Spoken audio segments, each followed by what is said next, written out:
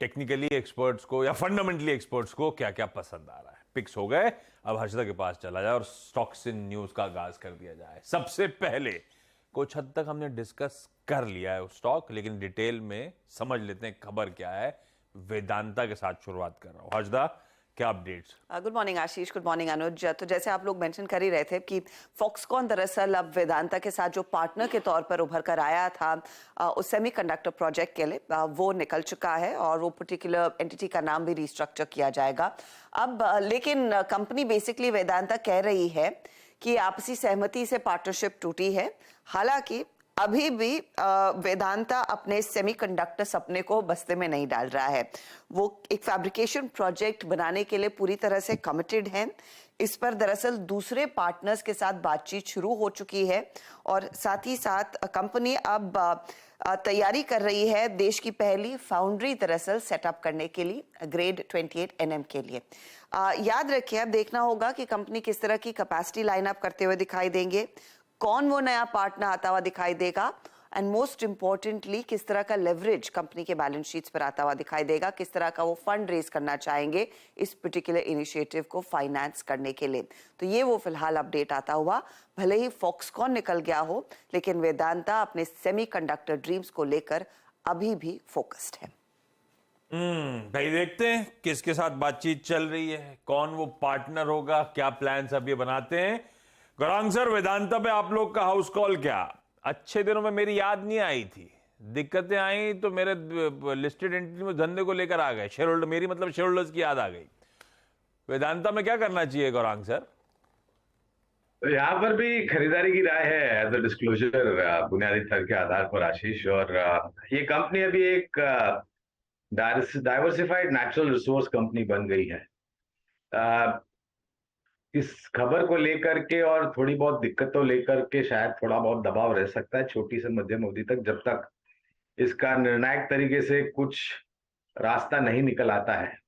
लेकिन अगर मैं एक समीकरण करूं तो मुझे लग रहा है कि अगर आपके पास धैर्य है और समय सीमा की कोई पाबंदी नहीं है तो आपका निवेश है तो बने रखे, अगर नहीं है तो खरीदारी की आप सोच सकते हैं। यहाँ पर के लिए जिस तरह का डाइवर्सिफाइड कंग्लोमरेट है पसंद आता है, खरीदारी करी जा सकती है। टेक्निकली कैसा प्लेस्ड? बहेती साहब, वेदांता। आशीष जी, टेक्निकली ओवरऑल थोड़ा प्रेशर में ही दिख रहा है। जिस हिसाब से कंसोलिडेशन चल रहा है, मुझे लगता है कि आज कल का जो एक पुल बैक था वो शायद आज फेल होता हुआ देखने को मिलेगा और स्टॉक वापस 20 डेमा के नीचे स्लिप हो सकता है।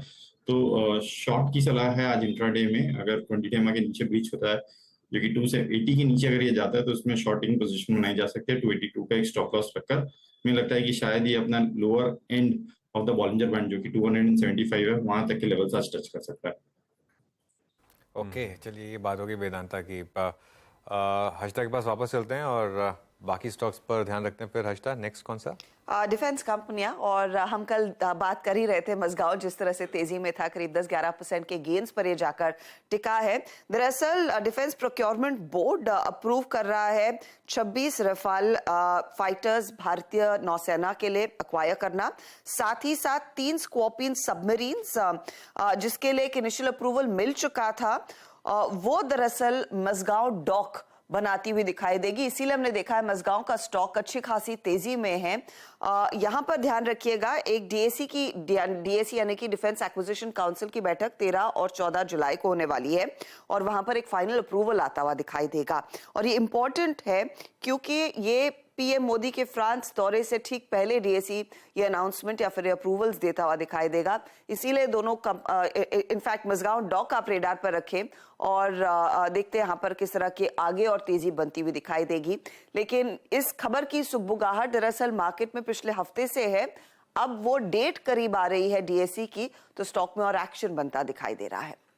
ठीक बात। तो दरअसल बोर्ड ने मंजूरी दे दी है, काउंसिल की मंजूरी अवेटेड है। काउंसिल वो है जिसको रक्षा मंत्री हेड करते हैं। 13 तारीख को वो फैसला होना है कि भाई रफाल और साथ में कुछ सबमरीन्स प्रोक्योर करेंगे। पीएम मोदी का दौरा 13 और 14 तारीख 2 दिन का है, जब फ्रांस जा रहे हैं और वहां पे शायद ये बड़ी बड़ी डील्स साइन होती हुई नजर आए। तो एक से हरी झंडी मिल गई है, काउंसिल की बैठक परसों लगी हुई है। पालविया साहब, मज़गांव डॉक और साथ में HAL। आई एम श्योर टटोले होंगे स्टॉक्स आपने। किसी में खरीदारी करने का मन, या जो होना था हो चुका? तो देखिए मजगांव डॉक तो कल काफी स्ट्रांग मोमेंटम था, ऑलमोस्ट अपर सर्किट पे लॉक था डे एंड पे। हमें लगता है जिस तरीके के ब्रेकआउट यहाँ पे बने हुए हैं, ये स्टॉक पे फर्दर अपसाइड देखने को मिल सकती है। 1530 1550 तक हमें लगता है अपसाइड मोमेंटम कंटिन्यू रहते हुए दिख सकता है। जिनके पास पोजीशन है वो अपना ट्रेलिंग स्टॉप लॉस रखें 1420 के आसपास, और अगर ये होल्ड आउट होता है ये स्टॉप लॉस तो यहाँ से नेक्स्ट टारगेट 1500 के ऊपर आते हुए दिखेंगे। HL में भी देखें तो एक साइडवेज कंसोलिडेशन पिछले 3-4 सेशन से देखने को मिला है, बट ओवरऑल स्ट्रक्चर पॉजिटिव है। आज के सेशन में ओपनिंग के बाद देखना होगा, अगर HL 3800 के ऊपर अगर ओपन होता है तो हमें लगता है यहाँ पे एक मोमेंटम ट्रेड इंट्राडे पे बनते हुए दिखेगा, और फिर वहां से 3860 3880 तक की अपसाइड आते हुए दिख सकती है। तो ओपनिंग के बाद 3800 को देखेंगे, अगर इसके ऊपर होता है तो यहाँ पे बाय का कॉल बन सकता है। ओके, रखिए डिफेंस स्टॉक्स को रडार पे, रखिए मजगांव डॉक को रडार पे। HAL जरूरी नहीं है, देखते हैं ऑफसेट पार्टनर कौन बनता है, तब वो HAL जरूरी नहीं है कि वो ऑफसेट पार्टनर बने इस बार या पहले बने। इसे सिर्फ वॉच पे और मजगांव डॉक के लिए कहा जा रहा है भाई हरी झंडी है बोर्ड की तरफ से, काउंसिल देखते हैं क्या डिसाइड करता है। ये हो गया आज के इंपॉर्टेंट सेक्टर स्पेसिफिक डेवलपमेंट्स। एक और सेक्टर बचा है, वो केमिकल के रडार पे आ गया आज। केमिकल रडार पर है। आशीष, एक्चुअली पिछले हफ्ते हमने अनुपम रसायन के मैनेजमेंट से बात की थी, तब उनकी चर्चा में उन्होंने मेंशन किया था कि यूरोप की कुछ कंपनियां दरअसल अपने आउटलुक को थोड़ा सा नेगेटिव साइड पर रख रही हैं। अब कुछ और कंपनियां यहां पर जुड़ गई हैं। 2 अपडेट्स आए हैं। यूएस की जो FMC है उन्होंने अपना Q2 का आउटलुक ड्रास्टिकली घटाया है, और साथ ही साथ कैलेंडर ईयर 23 के लिए भी उन्होंने आउटलुक में काफी कमी की है। तो Q2 के लिए वो कह रहे हैं गाइडेंस में 30% की कटौती लाया है, और 23 के लिए जो गाइडेंस है रेवेन्यू का 14% घटता हुआ, EBITDA में 48% तक का कट इन्होंने गाइडेंस में लिया है, और 23 के लिए करीब करीब 12% तक का कट है। अब इन नंबर्स को समझे तो ये पहले एक्सपेक्ट कर रहे थे $1.42 बिलियन से $1.48 बिलियन तक का Q2 का रेवेन्यू, जो $1 बिलियन तक सीमित कंपनी कर रही है। एडजस्टेड EBITDA $350 मिलियन से $370 मिलियन के आसपास का अनुमान था, यह अब 185 से 190 मिलियन की बात कर रहे हैं। तो वो ड्रास्टिक कट्स आए हैं। अब कट्स क्यों आए हैं? क्योंकि कई सारे चैनल पार्टनर्स दरअसल अपनी इन्वेंट्रीज को काफी कम कर रहे हैं, डी स्टॉक कर रहे हैं। FMC दुनिया की 5वीं सबसे बड़ी केमिकल कंपनी है। दूसरी तरफ जर्मनी की एक कंपनी है इवोनिक, और इन्होंने भी अपने पूरे साल का दरअसल आउटलुक जो है वो घटाया है। इवोनिक कहता है कि दरअसल इकोनॉमिक रिकवरी नहीं देखने को मिल रही है, इसीलिए इन्होंने अपने पूरे फुल ईयर आउटलुक को कम किया है। डिमांड काफी वीक है। इसका असर बाकी प्लेयर्स पर, भारतीय कंपनियों पर बनता दिखाई देगा, और ये पहली कंपनियां नहीं है, इससे पहले 1-2 और कंपनियों ने दरअसल अपना आउटलुक घटाया है। इसीलिए केमिकल स्टॉक्स पर थोड़ा सा प्रेशर कायम रह सकता है। स्टॉक पर थोड़ा प्रेशर रह सकता है। अच्छा, कविता जैन भी जुड़ गई हमारे साथ। Kavita ji, good morning. Chemical stocks में अगर आपने कोई स्टॉक ट्रैक किया हो तो व्यू दीजिए, और आपकी अपनी खुद की प्रेफर्ड पिक इस सुबह की। Very good morning Anuj ji, good morning everyone. Chemical stocks में कल के ट्रेडिंग सेशन में भी अगर हम देखें तो काफी शॉर्ट बिल्टअप होते हुए देखे, जहां आरती इंडस्ट्रीज में काफी शॉर्ट बिल्टअप्स हम बनते हुए देख रहे हैं। सो मुझे लगता है वहां पेन जो है वो और बढ़ता हुआ दिख सकता है। 454 की क्लोजिंग दिया है इस काउंटर ने। मुझे लगता है वहां फर्दर प्रेशर आते हुए दिखेगा। On a very higher time frame chart पर अगर आप देखें तो 432 पर इसका एक मंथली एवरेज है। तो यहाँ से 432 430 के लेवल्स की तरफ ये बढ़ता हुआ दिख सकता है। तो यहाँ फर्दर पेन बढ़ता हुआ दिख सकता है। एंड मोर ओवर अगर कुछ important averages on Tata chemicals टूटते हैं तो वहां भी शॉर्ट बिल्टअप्स फर्दर बनते हुए दिख सकते हैं। एंड फॉर टुडे मुझे लगता है for my top pick M&M finance की कल जो क्लोजिंग है ये लिटिल प्रीएम्प्ट कर रही हूँ मैं। हायर हाई फॉर्मेशन चार्ट पर बने हुए हैं, और कल की जो क्लोजिंग देखी है वो हमने ट्रिटेमा के पास जाकर क्लोजिंग आते हुए देखी है। इन केस यहाँ ये सपोर्ट लेता है तो रिस्क रिवॉर्ड फेवरेबल बनता हुआ दिखेगा। 321 का स्टॉप लॉस मेंटेन करेंगे। 335 340 के प्राइस टारगेट्स के लिए M&M finance will be the top calls में एक और स्टॉक जोड़ लीजिए भाई, M&M financial services, Kavita ji की तरफ से प्रेफर्ड पिक, इवेंचुअली 345 तक की कर रहा है तैयारी, पर ध्यान रखिएगा 321 के लेवल्स पे अपने स्टॉप लॉसेस प्लेस करिएगा। केमिकल स्टॉक्स रडार पर रहेंगे क्योंकि दुनिया की कुछ दिग्गज स्पेशलिटी केमिकल मैन्युफैक्चरर्स ने कुछ गाइडेंस वाला गड़बड़ा दी है, दिक्कत भरी है, और वैसे ही हमारे यहाँ केमिकल एज अ स्पेस दबाव में ही रही है ऑफ लेट। तो ऐसे में देखते हैं आज इस तरह के अपडेट्स के बाद, किसी फूड मशीनरी और केमिकल कॉर्पोरेशन एफएमसी के अपडेट के बाद किस तरह का मूड बनता है यहाँ पे। हर्षदा, बाकी कौन से स्टॉक्स न्यूज रडार पे? कुछ Q1 के अपडेट से गुजरात पीपावाव पर नजरें रहेंगी। यहाँ पर Q1 में ये कह रहे हैं कंटेनर वॉल्यूम में 6% तक का इजाफा देखने को मिला है। ये नियरली 2 लाख TEUs के आसपास आता हुआ दिखाई दिया है, और ये ईयर ऑन ईयर कंपैरिजन है जहां पर 6% तक की ग्रोथ बनती दिखाई दे रही है। LIC का जून अपडेट आया कल शाम को, जहां पर टोटल प्रीमियम कलेक्ट जो किया है उसमें 21% का इजाफा कंपनी ने दर्ज किया है।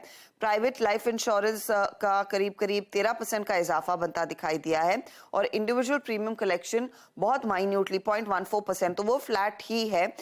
In fact overall individual premium collection 4% year on year घटता हुआ दिखाई दे रहा है। तो ये डेटा पॉइंट्स इनफैक्ट आए हैं। इसके अलावा आप SBI पर नजर रखेंगे। आज हम कल बात कर रहे थे HDFC बैंक की in context of the NSDL IPO। तो SBI भी होल्ड करता है कुछ स्टेक, और वो लगभग अपना 2% स्टेक ऑफलोड करते हुए दिखाई दे सकते हैं ऑफर फॉर सेल के जरिए जब NSDL का IPO मार्केट में आता है। तो वो आप स्टॉक रेडार पर रखेंगे। कार्ड ट्रेड भी आज खबरों में है। कार्ड ट्रेड दरअसल 100% स्टेक सोबेक, जो OLX इंडिया का ऑटो बिजनेस था, वो अक्वायर कर रहा है। करीब 537 करोड़ में दरअसल ये सौदा होता हुआ दिखाई दे रहा है। OLX इंडिया ने पिछले कुछ दिनों में काफी लोगों की छटनी की है। इनके जो इन्वेस्टर्स हैं उनकी तरफ से दबाव बनता हुआ दिखाई दिया था, और सिर्फ भारत ही नहीं, ग्लोबली OLX दरअसल अपने यूज्ड कार बिजनेस सेल से एग्जिट करता हुआ दिखाई दे रहा है। ये कंपनी के फाइनेंशियल्स रहे हैं, और ये दरअसल बिजनेस अब कार ट्रेड अक्वायर करा है। तो ये पहला कंसोलिडेशन हो रहा है यूज्ड कार स्पेस बिजनेस में। नजारा टेक की तरफ से भी अपडेट है। बोर्ड की बैठक हुई, बोर्ड ने अप्रूवल दे दिया है। 750 करोड़ दरअसल ये रेज करेंगे इक्विटी इशुएंसेस के जरिए, यानी कि QIP प्रेफरेंशियल अलॉटमेंट के जरिए ये फंड रेज होता हुआ दिखाई देगा। याद रखिएगा, मई में कंपनी की सब्सिडरी नॉर्डविन ने 232 करोड़ जुटाए थे। कंपनी के पास रफली 650 करोड़ कैश ऑन बुक्स है। अब देखते हैं यहां से आगे कंपनी क्या करती हुई दिखाई देगी। आज नजारा टेक वैसे भी रेडार पर रहेगा क्योंकि GST काउंसिल की बैठक में शायद चर्चा में एक तमाम गेमिंग कंपनियां आती हुई दिखाई देंगी। इस पर आलोक आगे और अपडेट देंगे। APL अपोलो ट्यूब्स भी रेडार पर रखिएगा। कंपनी को दरअसल 500 करोड़ तक का ग्रांट मिला है इंसेंटिव्स के तौर पर Chhattisgarh development investment promotion council की तरफ से, और ये लार्जली एक मैन्युफैक्चरिंग फैसिलिटी सेटअप करने वाले हैं छत्तीसगढ़ में। फिलिप्स कार्बन ब्लैक कमीशन कर चुका है फेज 1 20,000 मेगा टन प्रति एनम की speciality chemical capacity Mundra plant पर, तो वो स्टॉक आप रेडार पर रखेंगे।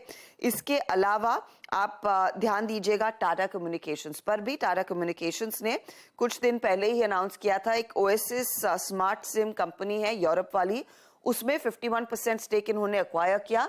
अब ये स्टेक 100% तक लेके जा रहे हैं। लगभग 99 करोड़ तक का इन्वेस्टमेंट ये करते हुए दिखाई देंगे। तो वो स्टॉक भी आज फोकस में। और रखिए सब स्टॉक्स रडार पे। इनमें से कुछ इंपॉर्टेंट वालों पे चर्चा कर ली जाए, जिसमें एक तो कार ट्रेड है, बड़ा एक्विजिशन करता हुआ 500-550 करोड़ रुपए के आसपास का। गाबा सर, ये कार ट्रेड बहुत डिसअपॉइंटिंग लिस्टिंग, शेयर होल्डर्स का बहुत पैसा वाइप आउट हुआ था। अभी कैसा प्लेस्ड है चार्ट्स पे? वेल है तो मैं कहूंगा जब लिस्टिंग हुआ है वो 400 के आसपास हुआ था, फिर अभी ट्रेड कर रहा है 486।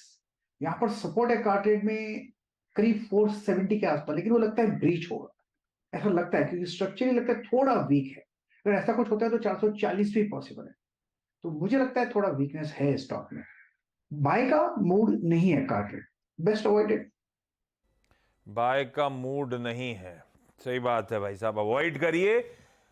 1600 रुपए के आसपास शायद वो इशू प्राइस बना था, कभी वो भाव देखा ही नहीं स्क्रीन पे। खैर, अवॉइड कैटेगरी एक्विजिशन पे ज्यादा भरोसे पे नहीं आई है। स्टॉक्स तो वीक ही नजर आते हैं। गौरांग सर, LIC का अपडेट अच्छा है। पिछले महीने मुझे याद है, अभी प्राइवेट प्लेयर्स का पूरा डेटा नहीं है मेरे पास, लेकिन पिछले महीने बहुत प्राइवेट प्लेयर्स ने नोच खाया था इनका मार्केट शेयर।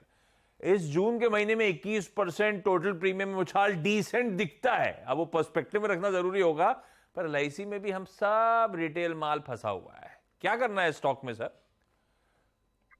तो आशीष देखिए, पहले तो जब आईपीओ आया था तब लंबी अवधि के लिए निवेश की राय दी थी आईपीओ नोट के जरिए, और उसके बाद हमने एक स्टैंड अलोन बुनियादी तर्क के आधार पर खरीदारी की राय दी है। और ये हमारी सोच और विचारधारा भी ये कहती है कि धीरे धीरे करके जो न्यू इंश्योरेंस की रन रेट है वो ऊपर जा सकती है, और उसके कारण जो नतीजे हैं वो सकारात्मक आ सकते हैं। और थोड़ा बहुत रुझान मेरे ख्याल से इस वित्तीय वर्ष के जो अभी शुरू होंगे पहले तिमाही के नतीजे, तो हमें लग रहा है कि इंश्योरेंस सेक्टर अच्छा प्रदर्शन कर सकता है न्यू इंश्योरेंस जो प्रीमियम्स है उसके रन रेट को लेकर के। और न तो सिर्फ नए इंश्योरेंस ले रहे हैं, लेकिन जो सम एश्योर्ड है वो भी काफी ऊपर के तरफ ले रहे हैं, जिससे जो आउटगो होता है प्रीमियम का वो ऊपर जाता है फॉरेन इंश्योर, एंड जो कंपनी है उनको अच्छी खासी आमदनी होती है। और ये मेरे हिसाब से विचारधारा जो है वो धीरे धीरे करके बदल रही है आशीष। तो हमारी तो LIC, HDFC life, ICICI prudential life और SBI लाइफ, ये चारों ही जीवन बीमा से जुड़ी हुई जो कंपनियां हैं वहां पर लंबी अवधि के लिए खरीदारी की राय है। खरीदारी करने की राय है भाई साहब। ये लाइफ इंश्योरेंस प्लेयर्स जो गरांग सर कह रहे हैं उनको रखिए रेडार पे। अच्छा, इनमें से कुछ और स्टॉक जो हर्षद मेंशन कर रहे हैं उस पर आगे आऊंगा। जो इंपॉर्टेंट, बहुत ज्यादा इंपॉर्टेंट, तो उनकी तो चर्चा कर ली। आज एक और इंपॉर्टेंट इवेंट है। आज 50वीं GST काउंसिल की बैठक दिल्ली में कुछ ही देर बाद शुरू होने वाली है, और काफी सारे इंपॉर्टेंट मुद्दे हैं। जैसे हेडलाइन में प्रोड्यूसर साहब ने कुछ डिटेल्स शेयर करने की कोशिश करी थी, पर क्या है, 2-3 लाइन की हेडलाइन होती है। उसकी इंपॉर्टेंस समझाने के लिए आज के GST काउंसिल में क्या क्या की मुद्दे हो सकते हैं, हमारी आपकी नजरें कहां होनी चाहिए, क्या लाइकली पॉसिबल आउटकम्स होंगे, इस पे बात करने के लिए आलोक प्रियदर्शी जुड़ते हुए दिल्ली से। आलोक, आज भी बारिश हो रही है, नहीं हो रही वहां पे? बिल्कुल, सुबह से ही ठीक ठाक बारिश हो रही है यहाँ पर, लेकिन इसी बारिश में जो 50वीं GST काउंसिल की बैठक वित्त मंत्री ने बुलाया है और तमाम लोग यहाँ पर मौजूद होंगे। और मैं बता दूं कि इस GST काउंसिल की बैठक में जिस पर सबसे ज्यादा लोगों की निगाहें रहेंगी उसमें 4-5 मुद्दे अहम हैं। उसमें सबसे इंपॉर्टेंट है ऑनलाइन गेमिंग, कैसीनो और हॉर्स रेसिंग वाला। काफी लंबे समय से मुद्दा ये चल रहा है। GOM जो इसमें बनी थी उसने भी अपनी रिपोर्ट सबमिट कर दी, उसमें कोई आम राय नहीं बन पाई। तो अब कुल मिलाकर फिर जो गेम जो है GST काउंसिल के पाले में है। अब देखना होगा कि वो लोग इस पर क्या फैसला लेते हैं, क्योंकि 28% GST लगाने की बात थी, लेकिन किस अमाउंट पर लगेगा इन तीनों कैटेगरी में वो उस पर चर्चा हो सकती है। उस पर हालांकि मुझे बहुत उम्मीद नहीं है कि इस पर कोई फाइनल रिजल्ट आएगा, लेकिन इस पर चर्चा जरूर होगी। दूसरा जो अहम मुद्दा है वो है कि क्या सस्ता हो सकता है। तो सिनेमा मालिक जो है ना, उनके लिए अच्छी खबर है, क्योंकि सिनेमा के अंदर जो खाने पीने की चीजें होती हैं वो सस्ती हो सकती हैं। अभी उस पर 18% GST लगता है एसी रेस्टोरेंट की तर्ज पर, उसको टेक अवे की तर्ज पर 5% किया जा सकता है, तो ये एक सस्ता हो सकता है। दूसरा, जो इंपोर्ट करने वाली जो बहुत ही महत्वपूर्ण मेडिसिन होती है, जिसमें कैंसर की मेडिसिन शामिल है, 93,000 रुपए की आती है, उस पर IGST हटाया जा सकता है। और 2-3 और जो इंपोर्ट होने वाली ऐसी दवाई है उस पर से IGST हटाया जा सकता है, तो 0 IGST पे ये दवाएं पेशेंट को मिलेंगी। इसके अलावा ये देखें, 2 इंपॉर्टेंट क्लैरिफिकेशन भी हैं। एक, ऑटो सेक्टर को लेकर, ऑटो सेक्टर पर 22% अभी सेस लगता है SUV कैटेगरी में, तो उसको लेकर क्लैरिफिकेशन इस बार फिर आएगा कि किस कैटेगरी को SUV माना जाए। तो जो हमें जानकारी मिली है कि उसमें कहा गया है कि जो 4 मीटर से लंबी गाड़ियां हैं, 1500 सीसी इंजन वाली हैं और 170 mm ग्राउंड क्लियरेंस है, उसी को SUV माना जाएगा और उसी पर 22% सेस लगेगा। और चौथा, 5वां जो इंपॉर्टेंट चीज है वो है स्टील स्क्रैप को लेकर। स्टील कंपनियां काफी समय से मांग करती हैं कि इस पर जो ITC हमें मिलना चाहिए, लेकिन बहुत सारे जो स्टील स्क्रैप डीलर हैं वो असंगठित क्षेत्र के हैं, लिहाजा वो GST में रजिस्टर्ड भी नहीं है या रजिस्टर्ड होना चाहते हैं। तो उनका ऐसे क्या होता है कि स्टील कंपनियों का ITC मारा जाता है। तो ऐसे में उनका कहना है कि इसको रिवर्स चार्जेज मैकेनिज्म के जरिए इसको ITC बहाल किया जाए, ताकि हमें जो 18% स्टील पर GST लगता है उसमें से 5% के करीब हमें ITC बैक मिल जाए, वापस मिल जाए। तो ये महत्वपूर्ण मुद्दे हैं। इसके अलावा बहुत सारे कंप्लायंस से जुड़े मुद्दे हैं। GST कलेक्शन आप देख ही रहे हैं कितना जबरदस्त हो रहा है, तो सरकार चाहती है इसको और बढ़ाया जाए। तो इस तरह कई सारे कंप्लायंस के मुद्दे हैं। जो बोगस कंपनियां रजिस्ट्रेशन कराती हैं उनका मुद्दा है, GST ट्रिब्यूनल का मुद्दा है, उसको आज अंतिम मुहर मिल सकती है। तो ये बहुत महत्वपूर्ण कुछ मुद्दे हैं जिस पर आज नजर रहेगी GST काउंसिल के ऊपर। काफी सारे इंटरेस्टिंग मुद्दे हैं। 11 बजे शायद वो बैठक शुरू होगी।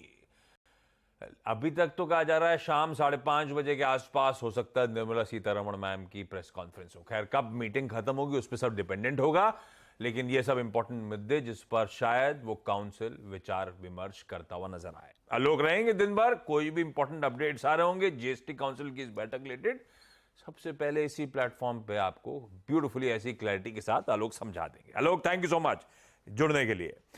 अच्छा, जीएसटी काउंसिल से याद आया, गाबा सर नजारा टेक एक बार देखिएगा। कल डेल्टा को अब गिर रहा था, खैर बैन में था और ऊपर से जीएसटी काउंसिल की मीट का ओवरहैंग था, 28% जीएसटी लगाने की तैयारी हो रही है। नजारा टेक में कल बोर्ड मीट थी, 750 करोड़ रुपए जुटाने हैं। अब वो क्लैरिटी नहीं है, क्यूआईपी इशुएंस होगा, प्रेफरेंशियल करेंगे, कैसे करेंगे, ऑलरेडी फ्लश बैलेंस शीट है ही इनकी, वैसे पैसा है इनके पास अच्छा खासा। नजारा टेक चार्ज पे कैसा प्लेस्ड है? देखिए, नजारा को एक्चुअली दो तरीके से देखना चाहिए, एक तो है शॉर्ट टर्म, एक दूसरा होता है slightly longer term. Longer term के हिसाब से लगता है ये बॉटम आउट हो चुका, अब इस पे ज्यादा गिरावट नहीं है, अगर गिरावट आती है तो बाइंग का मौका है, बस ये एक व्यू है from a larger term perspective. Short term में थोड़ा साइडवेज मूव मिल सकता है, अगर आज किसी को लेना है तो उसके लिए स्टॉप होगा करीब 705 का, अब मूव मिल सकता है 800 तक जाएगा। एक बार वो 800 चला जाएगा फिर मेरे ख्याल से 1000 भी पॉसिबल है, लेकिन ये एक्सपेंशन कॉन्ट्रेक्शन होते रहेंगे, शॉर्ट टर्म में कॉन्ट्रेक्शन और थोड़ा टाइम पे बढ़ा दे तो contraction should be viable for a next up move. तो यस, नजारा में पॉजिटिव बायस है लेकिन डिप्स वायबल। नजारा में पॉजिटिव बायसनेस है। कल भी बाजार जब ब्रॉडर मार्केट दिक्कत में थे, नजारा टिका खड़ा था, अब तो बोर्ड मीट पे आउटकम पे रिएक्ट कर रहा होगा। देखते हैं किस तरह का रिएक्शन इवेंचुअली आता है। एक स्टॉक और पीसीबीएल, जिसे फिलिप्स कार्बन ब्लैक पहले कहते थे, अब वो 20,000 एमटीपी की एडिशनल कैपेसिटी अपनी जगह, आज रिजल्ट्स भी आने हैं पीसीबीएल के। रिजल्ट से पहले कैसा प्लेस्ड मानस, फिलिप्स कार्बन पीसीबीएल कैसा लग रहा है? जाते जाते अच्छी तेजी ऑलरेडी बना के गया है। देखिए, बहुत ही बढ़िया चार्ट्स हैं क्योंकि स्टॉक ने जो पिछला हाई था उसको ब्रीच कर चुका है स्टॉक और उसके ऊपर सस्टेन कर रहा है। अगर ट्रेंड देखें तो हायर टॉप्स हायर बॉटम का ट्रेंड है, 20 डे मूविंग एवरेज के ऊपर ट्रेड कर रहा है, तो जो सेटअप है वो बहुत पॉजिटिव है। आई थिंक 154 के स्टॉप लॉस से आप अपनी पोजीशन में बने भी रह सकते हैं और फ्रेश खरीदारी भी कर सकते हैं। जो नेक्स्ट टारगेट है वो 180-182 की रेंज में रहेगा। ओके, ये है कहानी भाई साहब बाजारों को रिलेटेड और पीसीबीएल का ये हो गया व्यू। अच्छा, कुछ इंटरेस्टिंग आइडिया। एक तो भारतीय एयरटेल गावस्कर का आज का प्रेफर्ड पिक है, तब मैंने कहा था कि भारतीय एयरटेल आगे मेंशन भी करूंगा, ब्रोकरेजेस के रडार पे भी है। सीएलएसए का बाय कॉल 1030 का लक्ष्य भारतीय एयरटेल पे आता हुआ। उन्होंने खास तवज्जो दिया है क्लाउड का बाजार, $6 बिलियन का है, जो यहां से अगले 5 सालों में ट्रिपल से ज्यादा बढ़ेगा, 17-18 बिलियन डॉलर्स के आसपास पहुंचेगा। और उस ग्रोइंग क्लाउड सर्विसेज के मार्केट्स को भारतीय एयरटेल बहुत ब्यूटीफुली कैप्चर करने को खड़ा हुआ है, इसीलिए वो बुलिश है। दूसरी इंटरेस्टिंग रिपोर्ट है जेपी मॉर्गन की, और ये आईटी के एक नीश ER&D, engineering research and development related जो कंपनीज हैं उनके लिए है, और इंटरेस्टिंग है, तगड़ा अंडरवेट का कॉल है। रडार पर रखिएगा, स्टॉक्स दिखाइएगा, L&T technology services, persistent, KPIT और टाटा एलेक्सी। वो कह रहे हैं जो ER&D स्पेंड्स हैं इनमें जो स्लोडाउन आ रहा है ये सिक्लिकल नहीं है, ये स्ट्रक्चरल स्लोडाउन की शुरुआत हो गई है। और स्ट्रक्चरल स्लोडाउन का मतलब हो गया इस समय जो वैल्यूएशंस पे नजर आ रहे हैं, इस स्लोडाउन को फैक्टर इन कर लिया जाए तो ये कंपनीज दरअसल वैल्यूएशंस के लिहाज से सुपर रिच ट्रेड कर रही हैं, बहुत महंगी ट्रेड कर रही हैं, और इसीलिए उनका एक स्ट्रक्चरल अंडरवेट का कॉल आता हुआ। कौन सा स्टॉक स्क्रीन पे? टाटा एलेक्सी रखिएगा। टाटा एलेक्सी पे 4500 का लक्ष्य है भाई साहब, बदलिए, KPIT लेकर आइए स्क्रीन पे। जेपी मॉर्गन अंडरवेट के साथ 540 का लक्ष्य है, 1060 पे खड़ा हुआ है ये स्टॉक। परसिस्टेंट सिस्टम खींच के लाइए स्क्रीन पे, कहां खड़ा है? 4100 का लक्ष्य है, 4000, ये तो फिर भी बच गया, ज्यादा दूर नहीं है, 600-700 रुपए नीचे की बात हो रही है। और L&T टेक्नोलॉजी सर्विसेज LTTS को रखिए स्क्रीन पे, 2500 के लक्ष्य की बात हो रही है, 3900 के ऊपर खड़ा हुआ है। कैसे प्ले आउट होता है ER&D के स्पेंड्स का मार्केट वो देखते हैं, लेकिन वर्ड ऑफ कॉशन थोड़ा सा देखिएगा इन स्टॉक्स को। यहां पे मैं मुनाफे की तैयारी समेट रहा हूं। शुरुआत